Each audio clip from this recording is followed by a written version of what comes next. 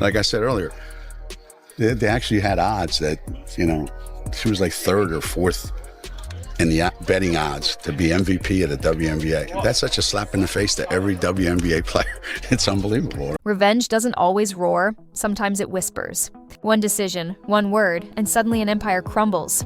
For Caitlin Clark, revenge wasn't firing shots on social media or clapping back in interviews. Her revenge was devastatingly simple. She said no. No to Geno Auriemma, no to UConn's legacy. No to the $1 million offer that came crawling back years later. Delusional fan base that follows her disrespected the WNBA players by saying she's going to go in that league and tear it apart. There were actually odds on she's third or fourth in betting odds on being MVP of the WNBA. These people are so disrespectful and so unknowledgeable and so stupid that it gives women's basketball a bad name. Okay, so the kid was set up for failure right from the beginning. On paper, it sounded insane. Who turns down over $1 million for just 8 weeks of basketball? But this wasn't just a contract, it was a lifeline. A lifeline from the very man who once dismissed her, belittled her, and treated her like an afterthought. When Caitlin Clark said no, she didn't just pass on the paycheck. She humbled the man who never thought he could be humbled. And there's a lot of investors in this league. One investor, been trying to keep quiet about, his investment in the league ever since his comments that he made about a young rookie. Pretty much, had him in the headlines for about a month and a half. That is Geno Auriemma, dog. I'm here to tell you, he's poor. Revenge doesn't always roar. Sometimes it whispers. For Caitlin Clark, it wasn't a tweet, an interview, or a headline. It was one word. No to Geno Auriemma. No to UConn's legacy. No to the $1 million offer that came crawling back years later, because this wasn't just money. It was a lifeline from the man who once dismissed her, belittled her, and treated her like an afterthought. When Clark said no, she didn't just pass on a paycheck. She humbled the coach who never thought he could be humbled. That's what makes this story bigger than basketball. It isn't about points or trophies. It's about power. For decades, Geno Auriemma was the gatekeeper of women's basketball, the man who decided who mattered, who got the spotlight, and who disappeared. But Caitlin Clark flipped the script. She didn't need his approval, his program, or his checkbook. She built her empire without him. And when he finally reached out, she turned him away with quiet authority. I don't need you. You need me. Every revenge story starts with a mistake. Geno's wasn't a bad play or a missed timeout. It was arrogance. Pure, blinding arrogance. Clark grew up idolizing UConn, the dynasty, the banners, the home of legends like Terezi, Moore, and Stewart. When recruitment came, the call seemed obvious, but it never came. No phone call, no visit, not even a message. The reason? UConn already had Paige Buchers. One point guard was enough. Then came the insult. If Clark wanted UConn, she should have called him. Think about that. The greatest recruiter in the sport decided Caitlin Clark wasn't worth the effort, then blamed a teenager for not chasing him. That wasn't a miss. It was disrespect. The kind you don't forget. So she chose Iowa. No dynasty, no banners, no mystique. To many, it looked like settling. To Clark, it was liberation. In Iowa City, she wasn't Paige's shadow or Geno's afterthought. She was the recruit, the program's centerpiece, and from her first game, she rewrote the script. Logo threes weren't just shots, they were statements. Packed arenas weren't just crowds, they were proof. Record-shattering TV ratings weren't flukes, they were receipts. Every basket screamed, "You missed this!" And yet, Geno doubled down. He brushed her off with digs like, "She plays like she's in the driveway." Instead of acknowledging her as a generational force, he tried to shrink her brilliance. But ordinary players don't sell out Madison Square Garden. Ordinary players don't pull WNBA games into prime time. Ordinary players don't cost you millions. And that's the irony. He closed the door on her. He thought she'd fade. Instead, she built the biggest empire women's basketball has ever seen, without him. And when he came crawling back, contract in hand, she didn't rage. She didn't gloat.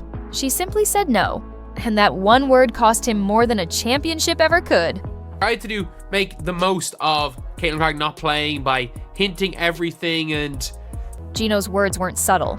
He called Caitlin Clark's supporters delusional, said they didn't understand the game, claimed they were so clueless, they were actually damaging women's basketball. And what was their crime? Believing Clark could finish top 4 in MVP voting as a rookie. To Geno, that wasn't passion. It was stupidity. Diana Taurasi chimed in too. This kid's in for a rude awakening. Think about that. Millions of new eyes had just poured into women's basketball because of Clark. Kids in jerseys, families camping out to meet her, casual fans tuning into the WNBA for the very first time. And Geno's response wasn't gratitude. It wasn't celebration. It was mockery. This wasn't analysis. This was personal. A direct shot at the lifeblood of Clark's rise, the fans who carried her and the sport into the mainstream. And because it came from Geno Auriemma, people listened. His words had weight. That's what made them so damaging.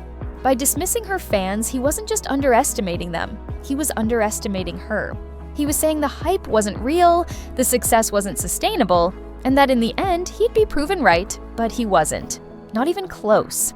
Clark didn't clap back on Twitter. She didn't cut a promo in the media. She didn't have to. Her answer came on the court. Rookie of the Year, All-WNBA First Team. And when the MVP ballots dropped, she finished exactly 4th, right where her so-called delusional fans had predicted. The prophecy Geno laughed at became reality, and with it, his credibility cracked. It wasn't just a win for Clark. It was vindication for the fans he mocked. Every parent who brought their kid to see her, every casual supporter who bought a jersey, every new fan who believed, he dismissed them. Clark proved them prophetic. The beauty? She did it silently. No rants, no confrontations, no drama. Just logo threes, no-look dimes, highlight reels, and wins. By the time the awards rolled in, there was no debate. She had silenced him without ever saying his name. Do you see the poetry? Geno had built his image as the gatekeeper of women's basketball, the wise elder who knew better than fans, media, even players. But this time, the fans were right. Clark was right, and he was wrong. Every record, every sold-out arena, every accolade hammered the same truth. She didn't need him. She never did. And here's the irony. Clark wasn't even trying to prove him wrong. She wasn't chasing his approval. She wasn't thinking about him at all. She was just being Caitlin Clark. And that was enough to expose him, humble him, and strip away the illusion that he still controlled the narrative. By the end of her rookie year, the conversation wasn't whether she lived up to the hype. It was how completely she obliterated every doubt. Geno's insults didn't just age poorly, they rotted. They read now like some of the worst takes in sports history. Bitter, insecure, embarrassingly wrong, but he couldn't let it go. Being wrong wasn't something Geno could stomach. And by then, it wasn't just about Clark's game. It was about what she represented. The changing of the guard. The undeniable shift that women's basketball no longer revolved around him. Instead of accepting it, he doubled down. More interviews, more podcasts, Clark's name always slipping off his tongue. A little praise here, a little dig there, compliments wrapped in disclaimers. But the more he talked, the clearer it became. Caitlin Clark wasn't just rewriting record books. She was living rent-free in Geno Auriemma's head. And when the words stopped working, he pivoted. If he couldn't control the narrative with his mouth, maybe he could do it with money. That's how the $1 million offer came into play. By then, he had tried everything, ignoring her as a teenager, brushing off her rise, belittling her fans, reframing her success as UConn's shadow. None of it worked. Clark kept climbing. Geno kept fading. Then came his last card, a brand new 3-on-3 women's league backed by Breanna Stewart and Nafisa Collier. Ambition, funding, but it lacked the one thing that mattered most, a face. And that's when the desperation showed. For all the investors, all the big names, only one player could give this project real legitimacy. Only one athlete could drag in millions of fans, media partners, and sponsors. Only one star had the gravitational pull to make Unraveled a true rival to the WNBA. That star was Caitlin Clark, so Geno did the unthinkable. He came knocking. Reports confirmed the league put more than $1 million on the table for just 8 weeks of basketball, one of the richest offers in women's basketball history.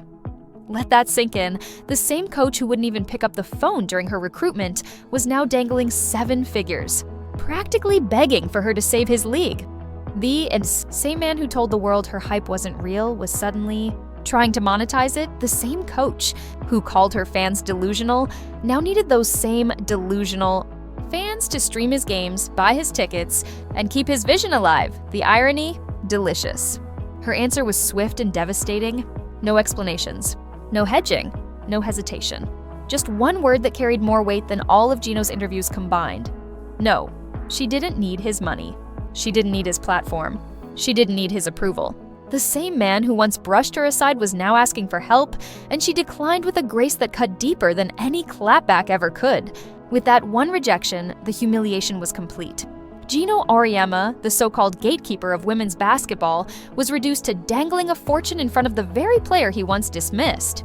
And she turned him down flat, quietly, decisively, without bitterness, without drama. Just rejection. The fallout was brutal. Without Clark, Unrivaled lost its magnet, its centerpiece, its credibility.